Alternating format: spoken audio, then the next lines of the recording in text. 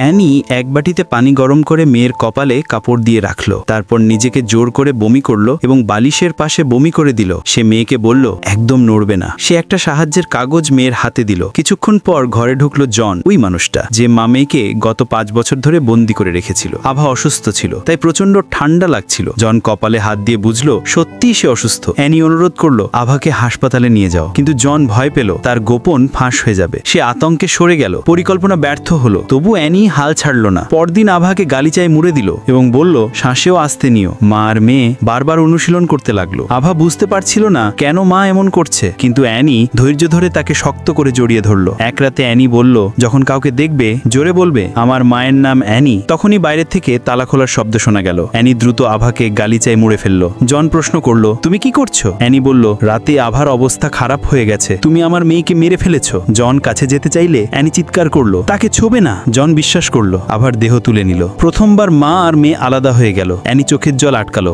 জানতো না সামনে কি হবে। আভা প্রথমবার বাইরের দুনিয়া দেখলো, কিন্তু চোখ বন্ধ করে সোজা শুয়ে থাকলো। জন গাড়িতে তুলে শহরের বাইরে নিয়ে যেতে লাগলো। মুহূর্ত পেয়ে আভা গালিচা থেকে বেরোলো। নীল আকাশ দেখে মুহূর্তের জন্য থমকে গেল। গাড়ি ঘোরার সময় আভা লাফ দিল। জন বুঝতে পেরে থামলো। আভা দৌড়ে পালাতে লাগলো। এক পথচারীর সঙ্গে ধাক্কা খেলো। লোকটি বলল এখানে কিভাবে এলে বাচ্চা? জন রেগে বলল তুমি তোমার কাজে মন দাও। এতে লোকদের সন্দেহ হলো। জন আতঙ্কে আভাকে ফেলে পালালো। আভা ভয়ে কোনায় বসে কাঁপছিল। অল্প সময়ের মধ্যেই এক নারী পুলিশ এলেন। তিনি স্নেহ করে আভাকে বুঝালেন। ধীরে ধীরে তার ভয় কেটে গেল। সেই সন্ধ্যায় অ্যানিকেও উদ্ধার করা হলো।